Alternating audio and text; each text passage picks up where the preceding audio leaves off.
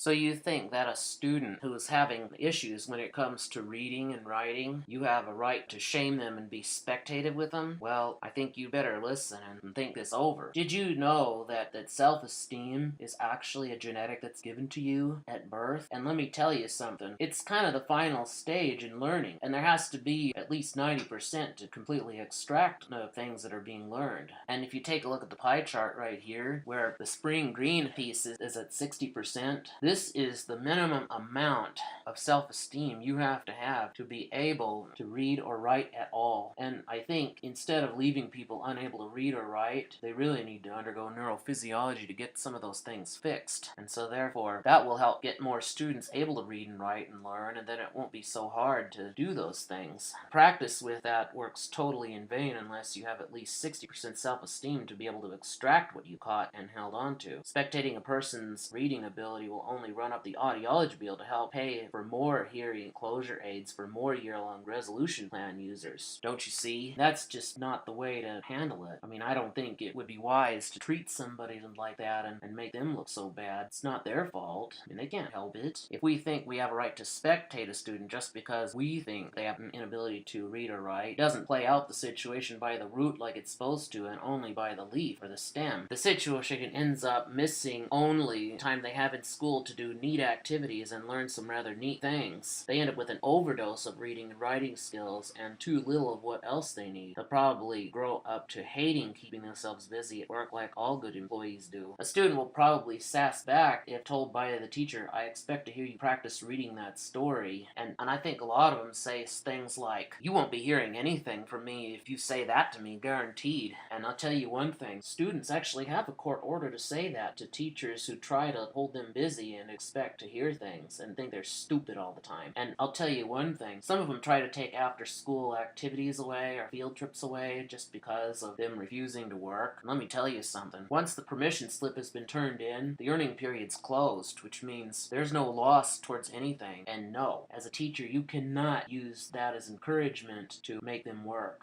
That is not acceptable. That's exceeding the boundaries, and then you'll really be in trouble. You'll end up having to pay for somebody else's earning you stole, and that's bad. The student will be raged to where they'll crinkle up their worksheet and throw it on the floor and then run out of the classroom. That's pretty easy to do, especially with a lot of teachers who think they just get so demanding and expect them to come up with things when they can't. And that's not nice. You shouldn't treat people that way. Nobody deserves to be treated that way, and that's the truth. There's no way that family's gonna pay to replace that worksheet or notebook for a teacher who just thinks they're stupid all the time. We're not supporting them, and that's that. It's perfectly acceptable to say you're through with any worksheet without any consequences if people are just nagging you about it. You have a right to say no. You've got other things to do that are better. You don't have to put up with people like that. And money is lost to having to replace working supplies destroyed by students in distress, and the teacher ends up facing liability, and that's just what we finished talking about. And it all goes into the Hall of Shame as the final result. Now, if you've ever seen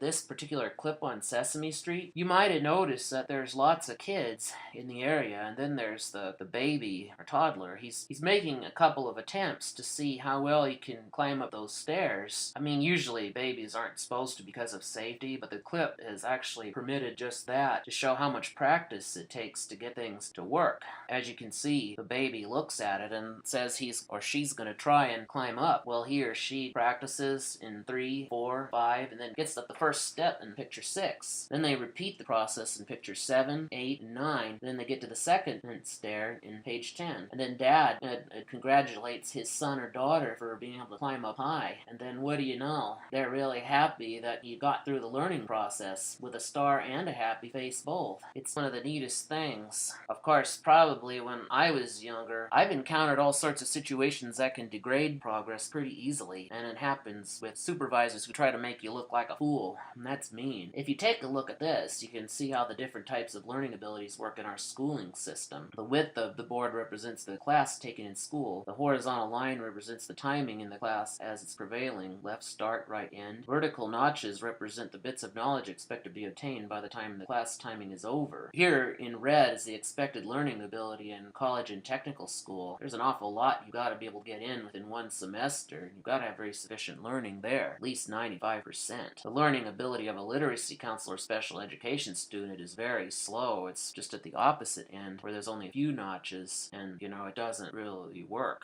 You see what I mean? The learning ability of somebody who has a mild learning ability written in green is one of the reasons why they don't do any of those things. You see what I mean? Now take a look at this. These claymation balls talk about strategy and see what you have to be able to do things. It's never the easiest. It starts with one green ball that runs as hard as they can to get over the big hill, and then two people do the same thing, and it kind of mounts up in a class where it goes to three. The little one, who's just a little bit smaller than they are, decides to try it too, but in spite of his speed, it's really not fast enough to get up over the hill, and so he keeps going up and slipping back down consistently. Then he realizes that he's not made for the big hill, so he goes to the small one instead, and he gets over the little hill, and then all the others are real proud that he at least had a way to learn things in spite of not being able to succeed in the class, if you see what I mean. That's what that Sesame Street clip is all about. If we take the time to understand the lack of self-esteem behind reading and writing issue and leave the repair to the neurophysicists, it helps you understand what's wrong with the student, and then you have what you need to be able to fix the situation. More opportunity doors open for the student to do neat activities and learn what they need while they're in the only time they have in school. They'll probably feel as though it is worth it to keep yourself busy at work and never have to discuss their situation with the employer. They'll get the proper amount of reading and writing skills and other skills needed in school. The student is more willing to do their work and never need force or invasive encouragement to do it at all. The student won't be as raged where they'll want to crinkle up their worksheet and run out of the classroom getting too many people involved. It saves a lot more money for other stuff in school rather than having to replace what a student destroyed or the teacher having to face liability. And then we get gold medals in return. But you gotta understand something. You can't just expect that somebody is hard of reading just because they made a mistake in a sentence, took a breath in the middle. That happens to the best of us. Some people don't have long enough lung capacities, and sometimes we don't have a way of timing that. But that doesn't make us bad readers, That's not nice. So if you think you're just going to continuously make somebody write the sentence and just practice, and you're just asking for that student to throw his work and leave, and probably just say he's through taking your class, and that's it. And the same thing goes with some of the speech therapy classes too. And students make mistakes in what they say quite a lot, and you just gonna have to put up with it. You can't tolerate it, you can't act like a normal person, then you don't need the job, and that's that. You want the job? You gotta put up with that student. A lot of students get feisty, and then they start cussing and swearing at you when you spectate them and lecture them consistently, don't you see? And you know what? I think it would be better if you just leave them alone. And if that's reported that's been happening, there's gonna be a machine up there that's gonna say, leave the student alone. He has issues with saying things right just like you do. And I'll tell you, that's really gonna hurt. And in fact, I think people who spectate somebody else just because they can't make mistakes has a very unadaptable attitude and just doesn't belong in society at all.